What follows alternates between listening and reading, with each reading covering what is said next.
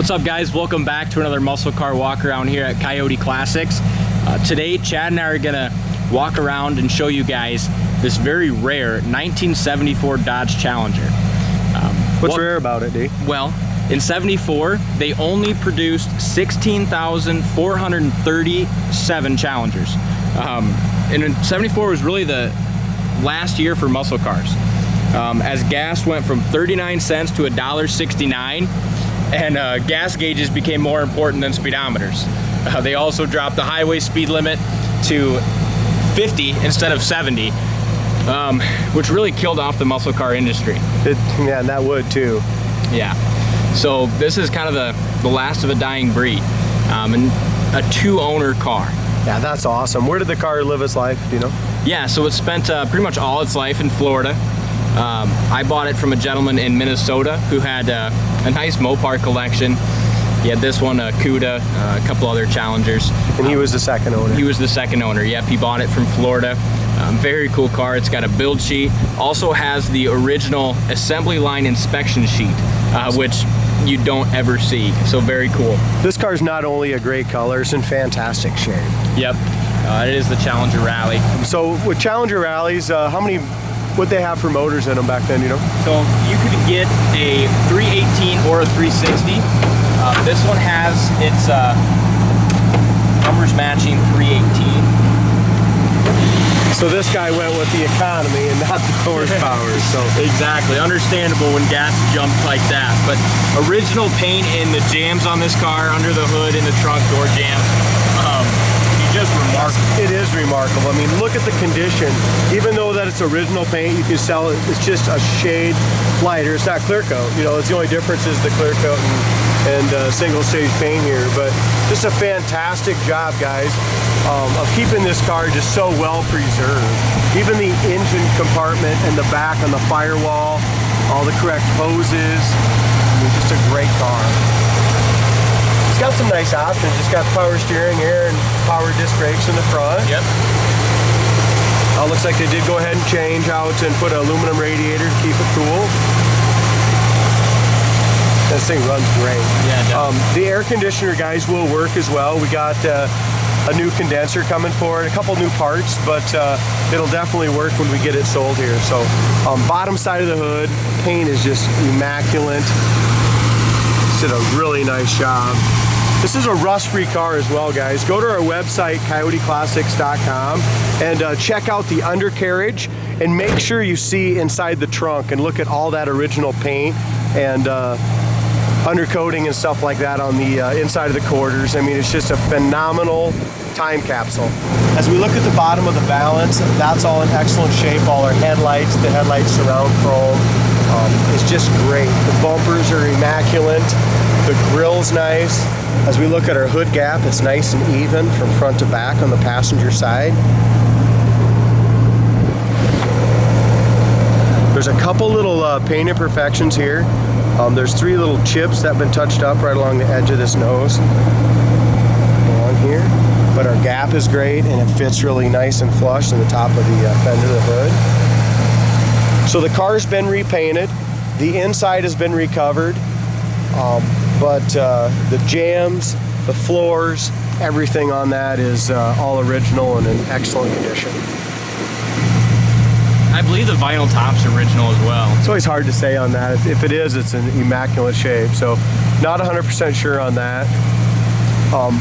Tires are recently new. I mean, the tread on the tires are excellent. The Rallye rims look great. BFG race white letters, 215/70 14s on here, so it's got the 14-inch rims. There is looks like a little rock kind of chipped up stuff. And Dalton, when he brought it home, kind of thought maybe that happened in shipping just a little when we brought it home. It's just got a couple, 1, 2, 3, like a little rock chip right along there. The body on this thing is super straight. We're doing our video a little premature this morning, so our light is not isn't perfect. It's a little shaded here. I apologize about that. As far as the vinyl top, it could be original. It's still nice and pliable, but the main thing with it is whether it's been replaced or not, there's no bubbles or blisters down in here, guys. Very, very solid, very nice. Back shelf looks great, top of the back seats, all looks really nice there as well. As we go up and down the sides, the body is very straight. This is another one, we probably should have went ahead and adjusted the striker before we videoed it. The striker needs to be adjusted a little bit, it needs to be sucked in the middle. And we can do that here. The dual exhaust is great. Very solid undercarriage. The back balance looks excellent. Back bumper, tail light lenses, everything is crystal clear in there. Before we get too far, I did notice a little like paint. Got a little paint imperfection right here. A beautiful paint on this car. It has had one repaint, but it just shines and the paint is just very deep in it. It's such a great color too. Red, white vinyl top, white interior. Yeah, fantastic color combination. I can't imagine they made too many with this color combination out of the 16,000 they made. Another little history, as we were reading earlier, there was 15 paint colors to choose from in 1974 on these Challengers. Again, we're going to open up our door jambs. Excellent original paint in those jambs.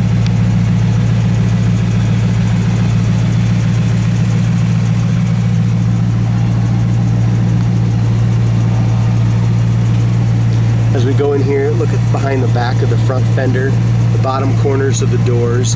This has always been just a super solid car. Our door panel is immaculate on the passenger side. New rubbers were added, it looks like. The rubbers are in excellent shape. As we go in here, all new seat covers. They were done beautifully. The pads are nice. The carpet's excellent. It's got the correct Challenger floor mats in it. 2 seat belts in the back. The back seat is excellent, also been recovered. The back door panels are perfect. As we go to the headliner is in excellent condition. The dome light works excellent. Inside the glove box is nice and solid and original. It does have the 3 speakers up here in the dash, so it's got the nicer stereo, and it is an AM/FM stereo. And that does work. But check out you can definitely tell it's original 58,000 mile car. Just look at the vents, the dash pad, just the quality of the whole entire dash on it. All the gauges are nice and clear. The gas gauge, temp gauge, oil pressure, and alternator gauge works, factory tach works. The car's got 58,578 believed to be actual miles. Horn works as well. The only thing that I see so far that doesn't work is the factory clock. And check out the console. I mean, the console is just excellent. The wood grain's very nice on it. It's got the slap shifter in it. We do have a little red touch-up paint for it, so that's kind of nice to have. Sun visors are nice. Above the visors are in great shape as well. Make sure you go on our website and check out the trunk floor pictures. It's got all the original stuff in there and it looks excellent. Driver's side door fits beautifully, and the passenger side one will once we pull that striker in as well. So very clean, very, very straight car. Whoever buys this car is going to be super impressed with it. Oh yeah. Inside and out, underneath. There's some little solvent pop kind of in the paint here. Right down under this marker light, like Dalton said, there's just some little tiny little specks down in there. Just a few like right in this area too. Like I said, older paint in this car. Yeah, it's nice though. I mean, it shines just freaking beautiful. Yeah, it does. And you could take, in my opinion, you could take this to any car show and be super proud of it. Probably have the only one there as well. Got a lot of 74s. I mean, if only 11,400 some were sold out of that 16,000. Yeah, so what happened is they stopped production on the Challengers halfway through the season after only about 11,300 some were sold. And I'm guessing they sold the rest of the 16,000 off, and that was that. But yeah, I mean, very, very low production numbers on an awesome car. Yeah, man, I don't know why they ever stopped building the Challengers and the Cuyas, man. They're some of my favorite muscle cars out there. Again, the driver's side of this vinyl top's in great shape. I think it's super hard to see because it's just little, but there's a little bit of solvent pop. And this is kind of spit up from going up here, but I don't know. That paint is just so deep. I know, it's hard to even find anything. And the sticker kit, when they did that, they did a fantastic job. And you're really kind of looking for everything today, do you? Well, yeah, exactly. I want everybody to know, but it's hard to pick on a beautiful car like this. Oh, it is. It is. Even the paint up in here, it's just, like I said, you guys got to see it in person. You'll love the car. It's a fantastic car. It's got the dual chrome mirrors, which the mirrors still look like new almost, Yeah, you know? they do. Our gap here on the front's really nice. The Rallies, so many times these little plastic pieces kind of bust off and the stripes just don't line up very good. Whoever repainted this car did a phenomenal job on it. As we look at the back side of the hood, back side of the fender, door, everything lines up beautifully here. As far as our windows go, guys, windows go up and down really nicely. Felts and rubbers are all excellent on the car. It's got the original stickers in here. Driver's side door panel is excellent, just like the passenger. Seats are fantastic. It idles fantastic too. Just a really nice, easy idling car. It really does. Seat goes back and forth just like it should. Our heater fan works. Again, the air conditioning will work, guys, before it gets out of here.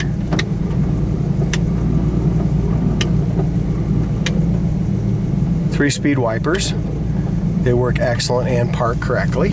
I love these Challengers and the Cudas too. I mean, they just kind of sit the same. You got a beautiful looking hood. I mean, it just looks like it's ready to attack. Yeah, it's like I always thought it was kind of like being in an airplane cockpit on any of these. That's what it feels like, yeah. They're always my favorite cars. A Cuda was just my favorite car. I don't care if they're a 70 to 74. They're all the same feel. Mm-hmm. You know? Yeah, very similar cars. Yeah.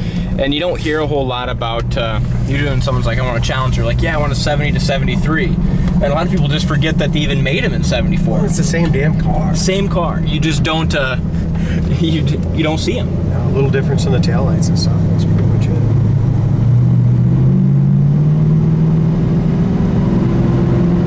And for a 318, this car runs pretty good. Well, when a car's original like this, and we say it every time when we have a low mileage car, they just run and drive excellent. This one, the brakes are excellent. The steering's nice and tight.